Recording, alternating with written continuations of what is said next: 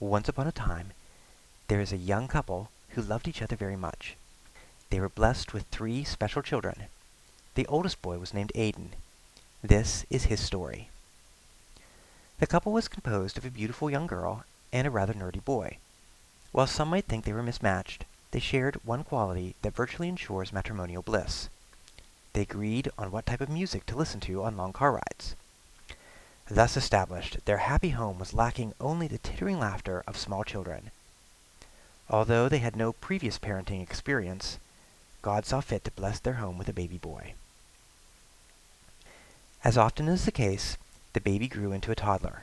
However, in Aidan's case, this was a misnomer. Aidan never took a faltering first step. He never toddled. No, Aidan pulled himself up on a chair, leaned forward, and took his first steps at a full run. He couldn't turn, and could only stop by running into a wall, but he laughed as he sped across the room. His inexperienced parents thought this might be strange, but they shrugged their shoulders and moved the coffee table to the basement. The toddler grew into a kind boy. He was curious and talkative. Aidan loved God, and had a sweet spirit. He liked to play, and his favorite games always involved running.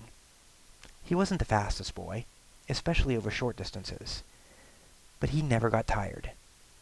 When he grew old enough, he joined a soccer team.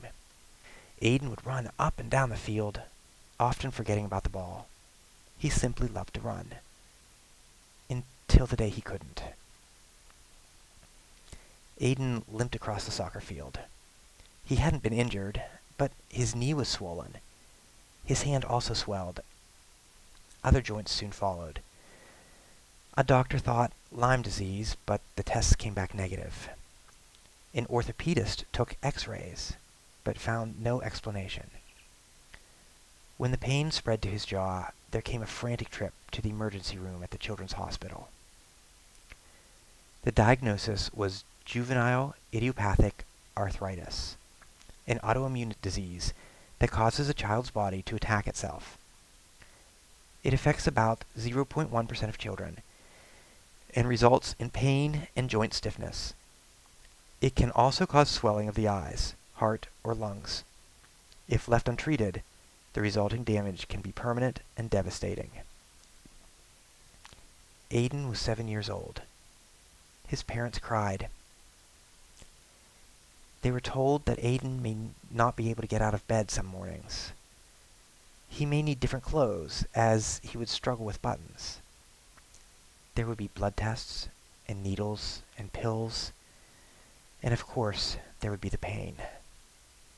Aidan, who ran with his first steps, might never walk again without that pain. But God had not forgotten the boy who loved him, and he was about to perform a miracle. We all want miracles that are obvious, taking something impossible and making it easy. That's not the way Aidan's miracle worked. For him it was something small and subtle, something that made the impossible only slightly less so. His miracle was a chain of little blessings. The first blessing was a doctor. She was the first doctor to smile at Aidan for a long time. In that smile was hope. The first medicine didn't work, but the doctor didn't give up. Eventually there was a medicine that did work. There were setbacks. Remission was followed by flare-up, but remission came again. In 7th grade, Aidan asked to join the cross-country team. The doctor was consulted. Exercise would help keep his joints limber. If he could run, it would be good for him. Another blessing was a coach.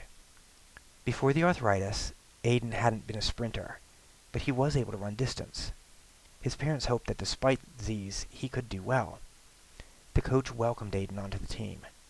Cross-country was more about endurance than speed, and Aidan had endurance.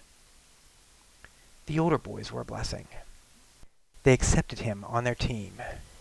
Maybe it had been the years of talking to doctors, or maybe he picked up some odd habits from his nerdy father, but Aidan spoke like an adult. He wasn't shy about his faith, and he was small, shorter than most of the other boys. By all rights, he should have been an outcast, or at best ignored by the older runners. but he was accepted, and the chain of blessings continued. The blessings didn't make the impossible easy. Running was hard. Many of the boys on the team ran like eagles, soaring through the air between the brief intervals where their feet brushed the ground. But gravity seemed to pull harder at Aidan. With each step he looked like he would fall. His stride was wrong, too long for his short body, but still Aidan ran. When the coach jokingly assigned him 100 laps, everyone laughed. But after practice, the coach found him on the track, slowly counting and laughing at the joke as he ran. The first race came. The boys lined up with the other schools. The gun went up, and with a bang, they were off. As the runners entered the woods, Aidan was unbelievably in the lead. His parents waited at the finish line, knowing he couldn't hold the pace.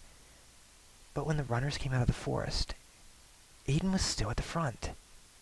He was the second boy across the line, and still he ran, faster with each meet. In 8th grade, Aidan began to win races.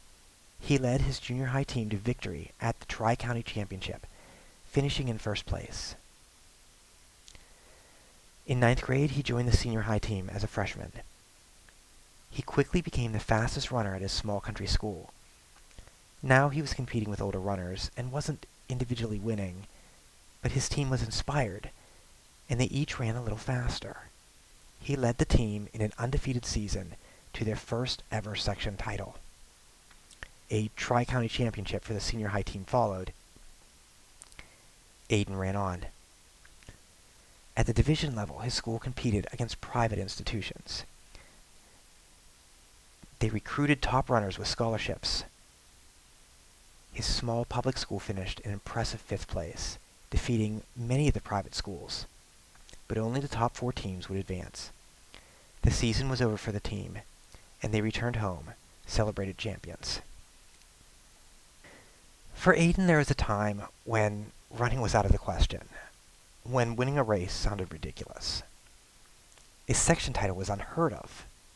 But Aidan worked hard, and God used so many people as blessings in his life. Did the doctor know what her smile meant to that family?